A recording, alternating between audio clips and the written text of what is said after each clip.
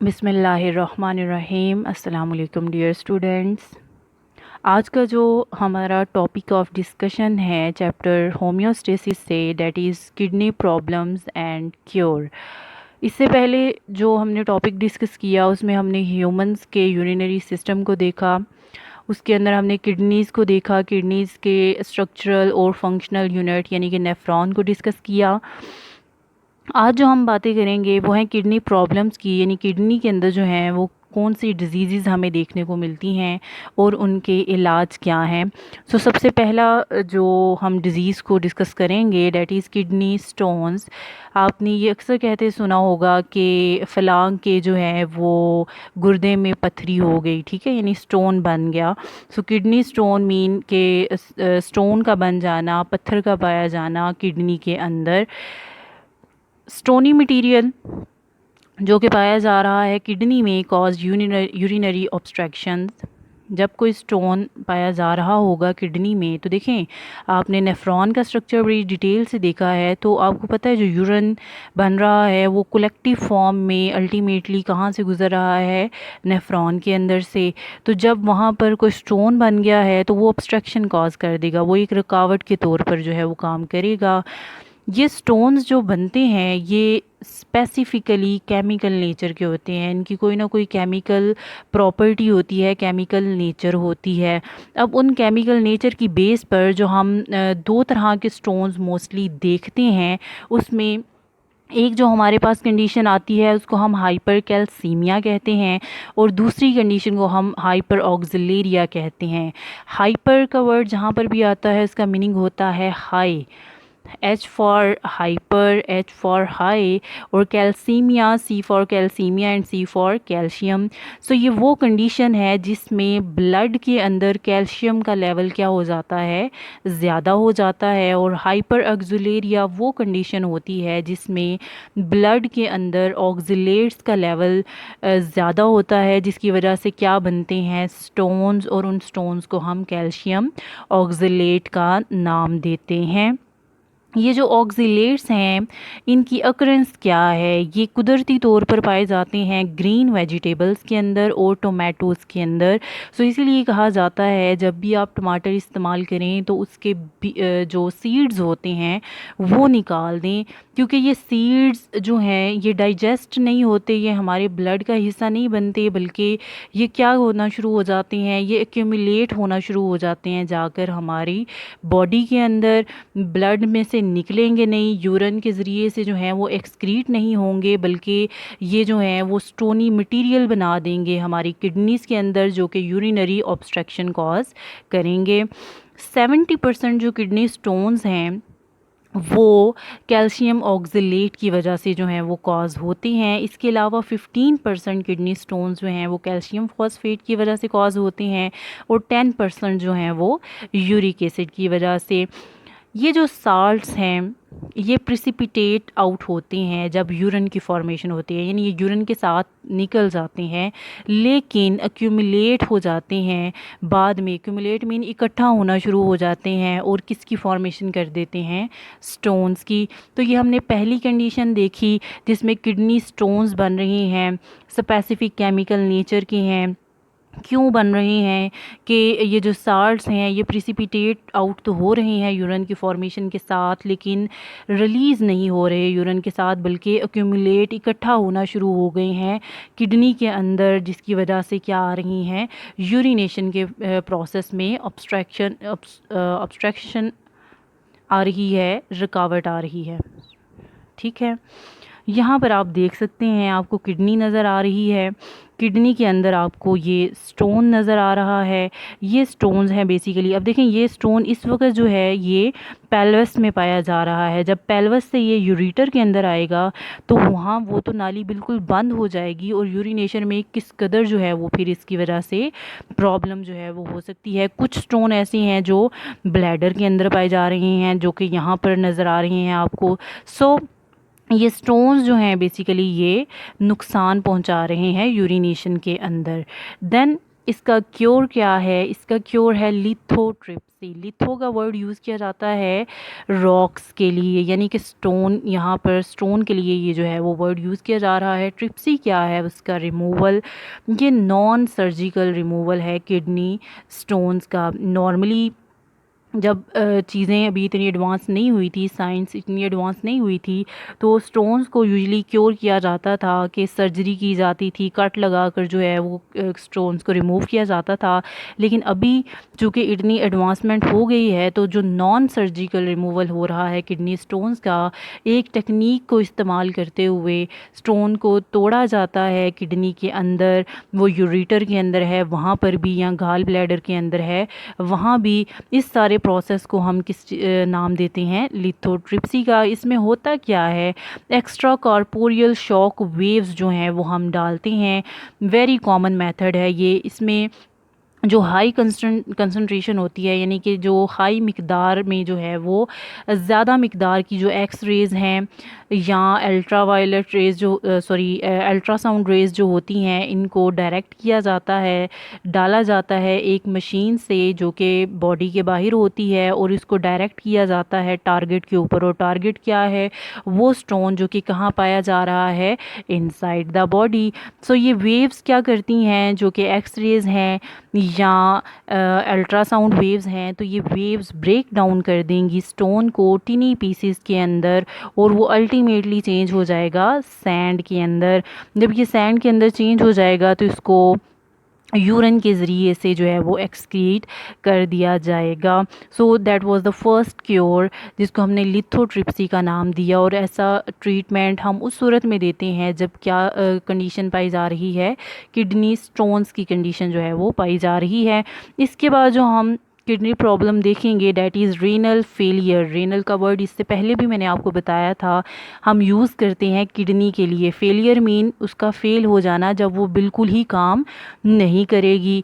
ऐसा कब होता है? जब पैथोलॉजिकल या केमिकल फैक्टर्स जो हैं, पैथोलॉजिकल पैथोजेंस क्या होते हैं? कोई भी बाहर से आने वाली चीज़, जो फॉरेन एजेंट जो हमारी बॉडी पर अटैक करता है, वो कोई वायरस हो सकता है, वो कोई बैक्टीरिया हो सकता है। तो कोई पैथोलॉजिकल अटैक हुआ है हमारी बॉडी के ऊपर, या कोई केमिकल फैक्टर है, तो इसने क्या किया? डिस्ट्रॉय कर दिया है किसको?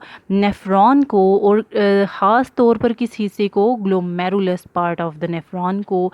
सो होगा क्या कि जो प्लाज्मा के अंदर यूरिया का लेवल है और नाइट्रोजनस वेस्ट का लेवल है, वो क्या होना शुरू हो जाएगा? ज़्यादा। अब जब ये कॉम्प्लिकेशंस आएंगी तो इस नतीजे में ब्लड प्रेशर क्या हो जाएगा? ज़्यादा। और एनीमिया जो है वो कॉज हो जाएगा। एनीमिया कंडीशन वो कंडीशन होती है जिसमें रेड ब्लड सेल्स की, देखें, सेल्स के अंदर तक क्या चीज़ सरायत कर रही है? ब्लड। और ब्लड के अंदर से ही हम क्या निकाल रहे हैं? Extra waste. जब एक्स्ट्रा वेस्ट नहीं निकलेंगे तो अल्टीमेटली ब्लड के अंदर यूरिया और नाइट्रोजनस वेस्ट ज़्यादा हो जाएंगे। जब ये चीज़ें ज़्यादा होंगी तो ब्लड प्रेशर भी इंक्रीज़ करेगा, और ब्लड के अंदर रेड ब्लड सेल्स की क्या होना शुरू हो जाएगी? कमी। देन इस सूरत में हम क्या करते हैं? डायलिसिस। क्रोनिक यानी बहुत सीवियर जब रीनल फेलियर होता है तो इस वजह से कंप्लीट लॉस हो जाता है किडनी फंक्शन का। यानी बहुत ज़्यादा हद तक जब रीनल फेलियर कॉज होगा तो किडनी अपना काम करना बिल्कुल ही क्या कर देगी? छोड़ देगी। और रिमूव करने के लिए नाइट्रोजनस वेस्ट को, यूरिया को, तो जो ब्लड है पेशेंट का उसको ट्रीट किया जाएगा डायलिसिस के ज़रिए से। जो डायलिसिस है वो दो तरह से किया जाता है। इसको हम कहते हैं हीमोडायलिसिस, और जो सेकंड डायलिसिस की टाइप है उसको हम कहते हैं peritoneal dialysis. So first of all dialysis को समझने के लिए हम डायलाइज़र को देख लेते हैं। डायलाइज़र क्या है? इसको हम आर्टिफिशियल किडनी भी कहते हैं। ये बेसिकली एक मशीन है जिसको हम यूज़ करते हैं ब्लड को क्लीन करने के लिए। क्यों क्लीन करना पड़ रहा है ब्लड को? क्योंकि क्रोनिक जो है वो रीनल फेलियर कॉज हो गया है। ब्लड के अंदर नाइट्रोजनस वेस्ट जो हैं उनको रिमूव करना बहुत ज़रूरी है, वरना एनीमिया कॉज हो रहा है, वरना जो है ब्लड प्रेशर कॉज हो रहा है। तो उस मकसद के लिए चूँकि किडनी तो अब काम नहीं कर रही, तो एक मशीन है जिसको हम यूज़ कर रहे हैं, जिसको हमने आर्टिफिशियल किडनी का नाम दिया है, उस मशीन को हम यूज़ कर रहे हैं क्लीन करने के लिए ब्लड को। इसकी वर्किंग क्या है? डायलाइज़र के पास दो स्पेसेस हैं। आप कह लें कि जैसे दो पाइप हैं और दो पाइप के दरमियान जो सेपरेशन है वो एक थिन बड़ी पतली सी मेम्ब्रेन के ज़रिए से है, झिल्ली के ज़रिए से है। ब्लड एक साइड से गुजारा जाता है एक मेम्ब्रेन के, और दूसरी तरफ से क्या गुजारा जाता है? Dialysis fluid. अब होगा क्या कि जब एक तरफ से ब्लड गुजरेगा तो उसके अंदर जो वेस्ट एक्सेस वाटर होगा वो ब्लड में से कहाँ चला जाएगा? मेम्ब्रेन के अंदर। किस मेम्ब्रेन के अंदर? जिसके अंदर क्या है? Dialysis fluid. ऐसा किसकी मदद से हो रहा है? ऐसा थिन मेम्ब्रेन की मदद से हो रहा है।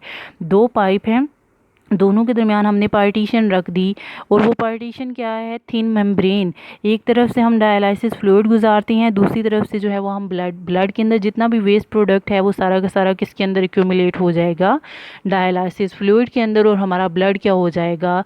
साफ़। वो ब्लड जो है वो दोबारा बॉडी में दाखिल करवा दिया जाएगा। हीमोडायलाइसिस जो है इसको ट्रीट किया जाता है डायलाइज़र मशीन के ज़रिए से। देन जो सेकंड टाइप है, ये आप यहाँ पर आप इसको देख भी सकते हैं। आपको बेसिकली ह्यूमन बॉडी नज़र आ रही है, उसमें से एक तरफ से जो ब्लड एंटर करवाया जा रहा है उसके अंदर आपको स्पॉट्स नज़र आ रहे हैं, डॉट्स नज़र आ रही हैं। ये जो ब्लड बाहर निकाला जा रहा है इसको बेसिकली हमने क्लीन करना है। जब इसको क्लीन किया तो ये जो सारे डॉट्स हैं ये किसको शो कर रहे हैं? नाइट्रोजनस वेस्ट को, यूरिया को। ये सारे थिन मेम्ब्रेन के ज़रिए से आप देख सकते हैं, वो थिन मेम्ब्रेन पोरस है। उस पोरस मेम्ब्रेन के ज़रिए से ये कहाँ एंटर हो गए हैं? डायलाइसिस फ्लूइड के अंदर, और जो साफ ब्लड है जो क्लीन हुआ है उसको दोबारा बॉडी में एंटर करवा दिया गया है। और एक तरह से जो है वो फ्लैश डायलाइसेट भी आ रहा है, और दूसरी तरफ जो है वो डायलाइसेट में जो है वो क्या आ रहा है? वेस्ट इकट्ठा होना शुरू हो गए हैं। सो इस तरह डायलाइज़र जो है वो अपना काम करता है और ब्लड को क्या किया जाता है? क्लीन किया जाता है। Then is the peritoneal dialysis. ये सेम प्रिंसिपल के ऊपर काम करता है, लेकिन इसमें एब्डोमेन को यूज़ किया जाता है। एब्डोमेन रीजन हमारा कौन सा रीजन होता है? जो हमारा पेट का रीजन है। हमारे एब्डोमेन में एक कैविटी है, इस कैविटी को हम पेरिटोनियल कैविटी का नाम देते हैं, और इसी बेस पर हम इस डायलाइसिस को भी पेरिटोनियल डायलाइसिस कहते हैं। यानी पेरिटोनियम कैविटी है एक, जिसके अंदर जो है वो हम डायलाइसिस फ्लूइड को एंटर करवाते हैं, और ये थिन एपिथीलियम होती है। थिन एपिथीलियम मीन कह लें कि ये बड़ी बारीक सी क्या होती है? लाइनिंग होती है, कवरिंग होती है, जो सारे के सारे इंटरनल ऑर्गन्स को क्या कर रही होती है? कवर। ये कैविटी फिल की जाती है डायलाइसिस फ्लूइड के साथ, यानी हमारी एब्डोमेन के अंदर जो पेरिटोनियल कैविटी है उसके अंदर क्या डाला जाता है? Dialysis fluid. जब ये दाखिल होता है किसकी मदद से? कैथेटर की मदद से। तो एक्सेस वेस्ट और जो वाटर हैं ये पास होते हैं पेरिटोनियम से किसके अंदर? डायलाइसिस फ्लूइड के अंदर। ये प्रोसेस बार बार रिपीट किया जाता है और ब्लड को क्या किया जाता है? क्लीन।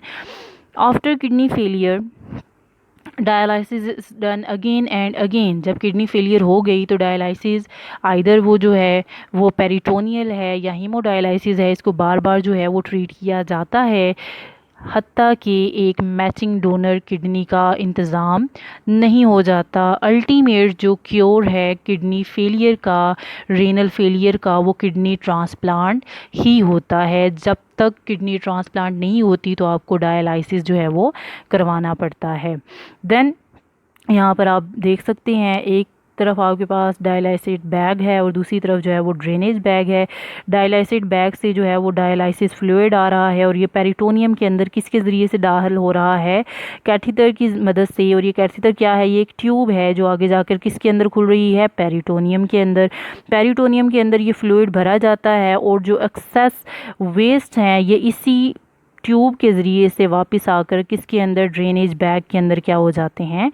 इकट्ठे हो जाते हैं।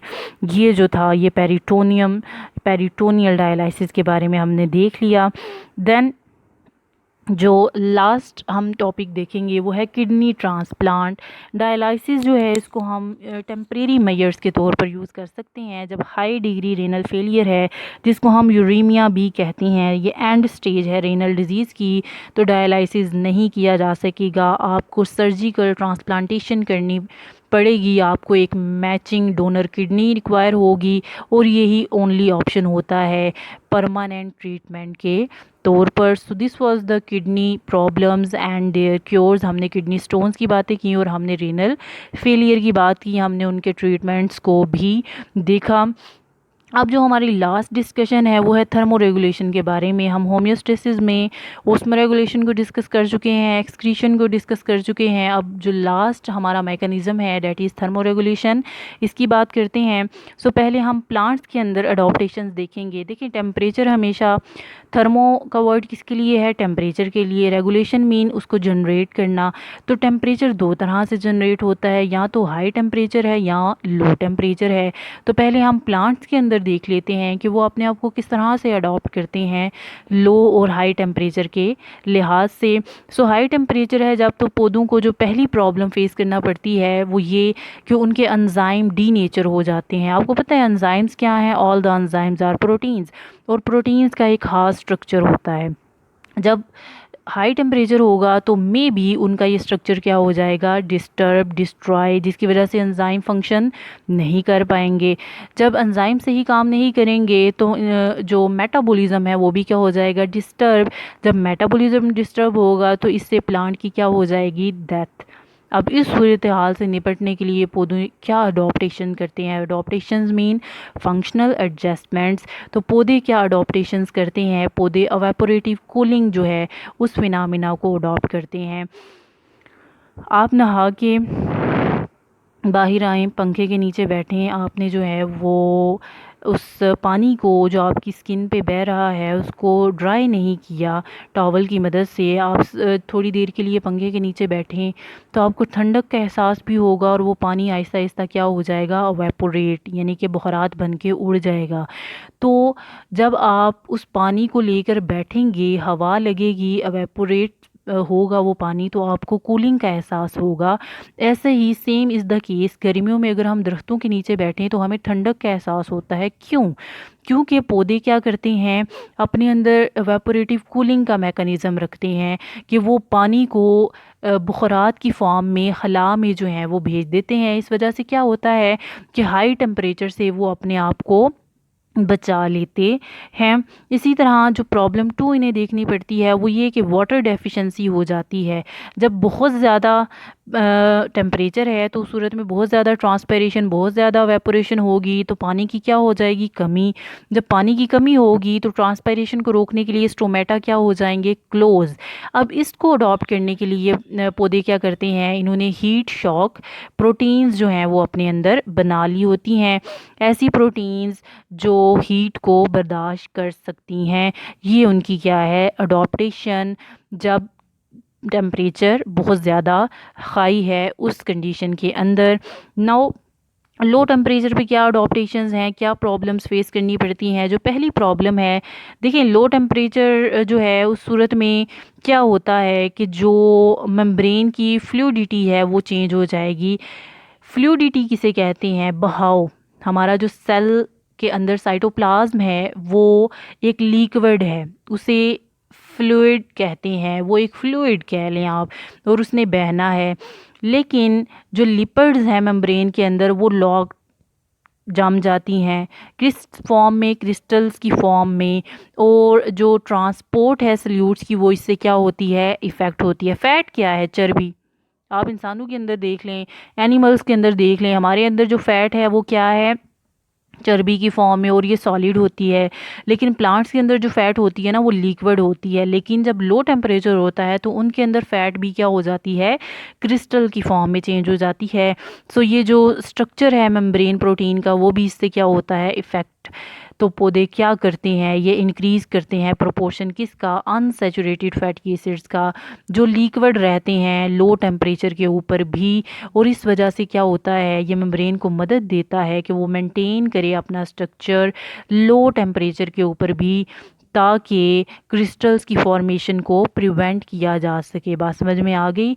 यानी कि जो लिपिड्स हैं, इस तरह के लिपिड्स रखे जाएंगे जो अनसैचुरेटेड हों। फैटी एसिड्स, लिपिड्स एक ही बात है। सो अनसैचुरेटेड फैटी एसिड्स वो होंगे जो लो टेम्परेचर पर भी लिक्विड रहेंगे। इससे फ़ायदा क्या होगा? इससे ना तो मेम्ब्रेन का स्ट्रक्चर डैमेज होगा, ना ही उसके अंदर प्रोटीन का स्ट्रक्चर और जो उसकी फ्लूइडिटी है वो भी क्या होगी, डिस्टर्ब नहीं होगी। दूसरी प्रॉब्लम क्या है, जब फ्रीजिंग टेम्परेचर होता है उससे आइस क्रिस्टल्स की फॉर्मेशन हो जाती है और इसके लिए भी अगेन वही बात, क्रिस्टल्स बन गई हैं, सेल जम गया है, तो सेल काम कैसे करेगा? उस सूरत में अडॉप्टेशन क्या है कि ये क्रिस्टल्स को जो है वो सुपर कूल कर लेते हैं विदाउट आइस फॉर्मेशन, यानी इसमें वो सुपर कूल हो जाएंगी लेकिन बर्फ़ नहीं जमेगी, आइस की फॉर्मेशन नहीं होगी। सो ये सारी बातें हमने देखी पौधों के अंदर।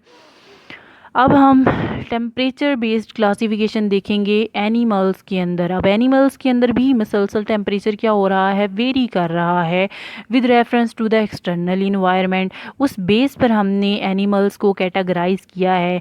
सबसे पहली जो कैटेगरी है उसको हम कहते हैं पोकिलियोथर्म्स। ये वो एनिमल्स होते हैं जिनका बॉडी टेम्परेचर फ्लक्चुएट, चेंज होता है मोर और लेस विद एम्बिएंट टेम्परेचर, जैसे जैसे टेम्परेचर चेंज होता है। यानी कुछ एनिमल्स ऐसे होते हैं जो अपने टेम्परेचर को चेंज करते हैं with reference to the external environment. जैसे एक्सटर्नल इन्वायरमेंट, जैसे गर्मी आती है तो वो अपनी बॉडी के टेम्परेचर को गर्मी के लिहाज से चेंज करेंगे और जब सर्दी आएगी तो वो सर्दी के लिहाज से चेंज करेंगे। जैसे इसमें एग्जांपल्स किसकी आ रही हैं, इनवर्टिब्रेट्स की, फिशेस की, एम्फेबियंस की और रेप्टाइल्स की। होम्योथर्स कौन से एनिमल्स होते हैं? Animals expose to changing air और water temperature maintain their body temperature. लेकिन ये वो एनिमल्स हैं जो अपनी बॉडी के टेम्परेचर को मेंटेन कर रहे हैं। एक वो जो चेंज कर रहे हैं, एक वो जो मेंटेन कर रहे हैं। इसमें कौन आ रहे हैं? बर्ड्स और मैमल्स। लेकिन ये कोई इतनी अच्छी क्लासिफिकेशन नहीं है। अब वो एनिमल्स, कुछ ऐसे एनिमल्स भी होते हैं जो अपने अंदर मॉडिफिकेशंस करते हैं, अडॉप्टेशंस करते हैं, जैसे कि डीप सी फिशेस जो हैं ये अपनी बॉडी के टेम्परेचर को मेंटेन करते हैं। हालांकि ऊपर नहीं, ये कांस्टेंट रखती हैं जैसे कि हमने, लेकिन ऊपर पड़ा ये पोकियोथर्म्स में हमने फ़िशेस को कैटेगराइज किया है।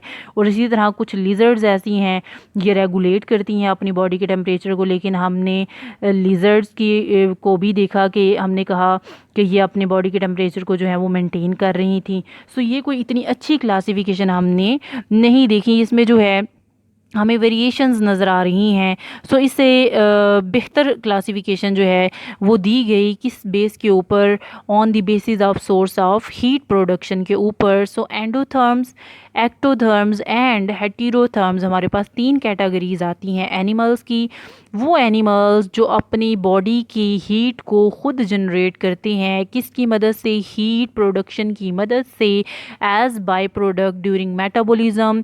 इनमें बर्ड्स हैं, फिशेस हैं और मैमल्स हैं। आप इंसान की एग्जांपल लें, बाहर टेम्परेचर 50 है, बाहर टेम्परेचर 3 है, माइनस में है, या एक्सट्रीम जो है वो गर्मी पड़ रही है, हम अपनी बॉडी के टेम्परेचर को खुद मेंटेन करते हैं। हमारा बॉडी का टेम्परेचर वेरी नहीं करता with change in the temperature. So we fall in endotherms, हम एंडोथर्म्स में फॉल करते हैं।